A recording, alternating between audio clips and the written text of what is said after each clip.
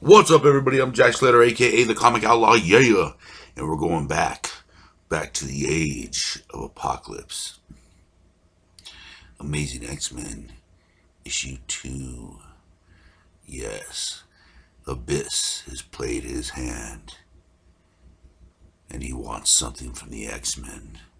He wants to take something from Magneto, and he's willing to kill for it. Yes, in the darkness, these victims are taken, devoured, swallowed by Abyss,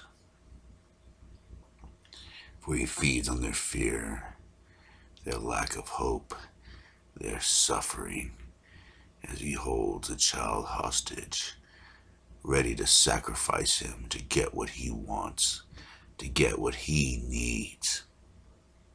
He needs revenge upon the X-Men to serve his master Apocalypse.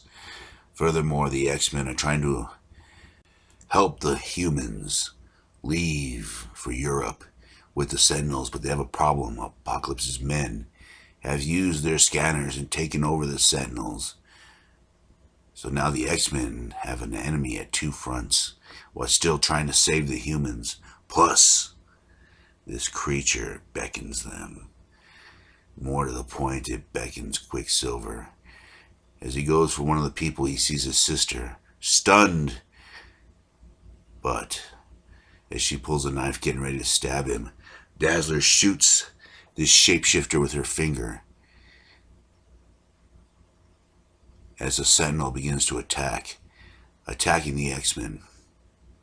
For Magneto's men had a disc to keep them safe from the Sentinels, but Apocalypse's group had taken it over. The program is now theirs, and the Sentinels have been taught to destroy the X-Men instead of save them, as Storm uses her electric powers to set up interference, but it won't last long. It'll give the X-Men enough time to retreat, back off for a minute, and figure out what they're going to do, as Banshee flies around, scouting, wondering why he came out of retirement for one more mission. And yet, a creature stands, waiting for someone, waiting for an X-Men. His name is Abyss, as he stares at Cassidy. Cassidy wonders what this creature wants. He doesn't want Banshee, he wants Quicksilver, and he holds this child hostage, wanting him to come and get him. He wants the son of Magneto. He wants to destroy him. He wants Magneto to suffer, as these people are suffering.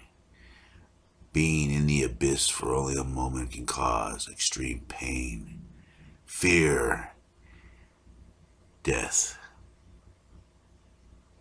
As Quicksilver and Storm debate what to do next, she follows him. She would follow him into hell, and her the same. For there's not hell they're about to enter, no inferno. They're about to enter the darkness of Abyss. As they try to plan out what they're going to do next, two people so different and yet so much the same where it counts. As they see the child, as he yells, "Help me," as Abyss pulls them into the trap. Storm rushes in headlong. As Storm grabs the child, willing to put her life on the line for another life. As Quicksilver and Storm get ready to take the child out, something wraps around Quicksilver's leg and pulls him in his Abyss. He wants Quicksilver, and he's willing to kill all three of them in order to get his way. As he tries to take the boy again for leverage, Quicksilver hits him quickly, and the fight ensues as Abyss tries to take him, tries to bring him into the darkness.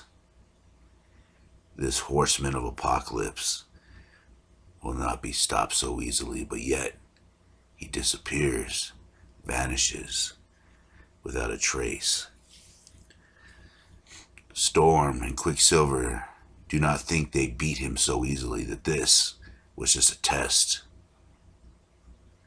As the humans begin to board the vessels the Sentinels are carrying.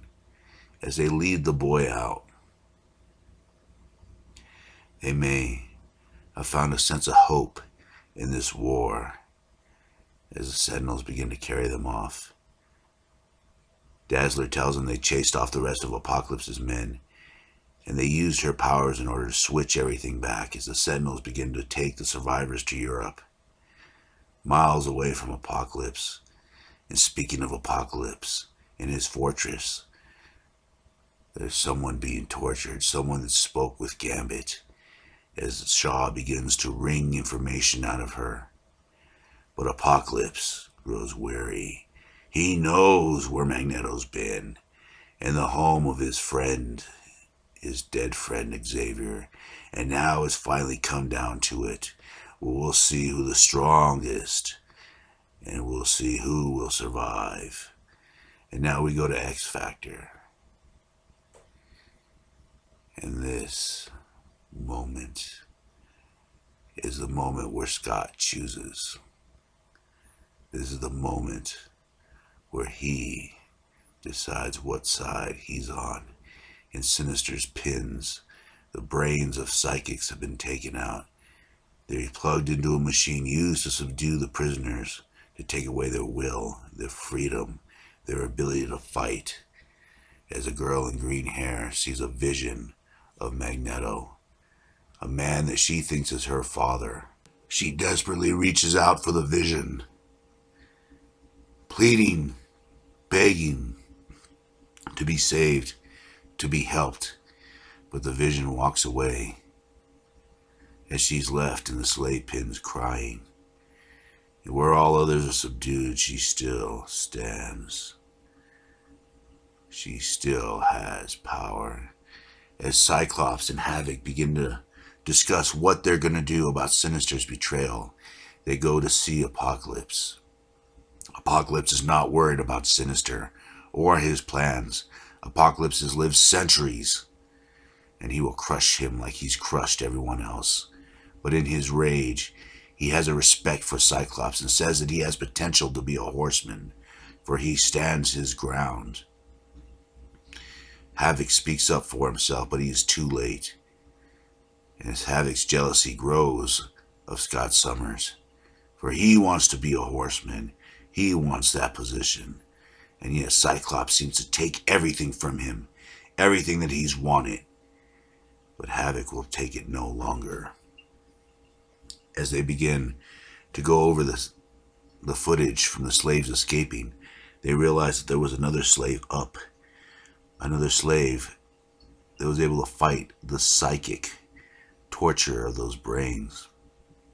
They go to interrogate her. Her name is Polaris. And even though the dampener should be weakening her, she still stands. As they begin to interrogate her, she blasts out with a magnetic power that affects the iron in Havoc's blood, knocking him down. Her powers are not even supposed to be working, and yet she's able to get a blast off. This angers Havoc, and he decides to take her to the Beast. Yes, Hank McCoy, who's working on a new experiment to strengthen his guards, to strengthen his genetic projects. And he has failed again. Back to the drawing board. Back with a new experiment. And maybe this one will be it. He explains that this girl, this Polaris girl, had lost her mind when her family was murdered. She had teamed up with a mutant named Rogue for a while, but when she went insane, Rogue took half of her power and left. As Cyclops talks with his men, wondering what he's going to do next, an angel flies down and gives him the news about Sentinels. He's heard that Sinister has left, and he's brought word. But will it be enough to help Cyclops? Anyways, Havoc is sitting here with his mutant, or human girlfriend, for he is a mutant and he's not allowed to see humans. He walks away from her. But she has other plans. She works for the Council. As Beast begins to torture Polaris, driving deeper and deeper into his mind, her mind. And yet, he finds nothing. So there's always brain surgery. But Cyclops stops him. Cyclops tells him about the Kelly pack, and he's not supposed to be doing that at this moment. Beast tells him the truth, that Apocalypse is just placating them, biding his time until he destroys them all, and Beast will not be interrupted in his work until Cyclops blasts his machinery, saying that he's in charge, that he will do things his way, or Beast will be destroyed. As Polaris looks up, and for a brief moment, she sees the man who she thinks is her father, Magneto, back in the slave pits. She's asleep, and she is woken up by a being, a man in a cloak with a red eye, who decides to lead her out, to save her, to take her away from this place. But as he's doing that, he is stopped by his own men. He fires a red beam out. Polaris uses her powers to knock out the other one, and if you haven't figured it out, the man in the cloak is Cyclops. He has taken her to the underground to be saved, to be transferred out of the pins, but yet his treachery has been spotted by Havoc. And this is just the leverage Havoc needs to buy his way into the Horsemen. And I'll catch you on the flip side, yeah.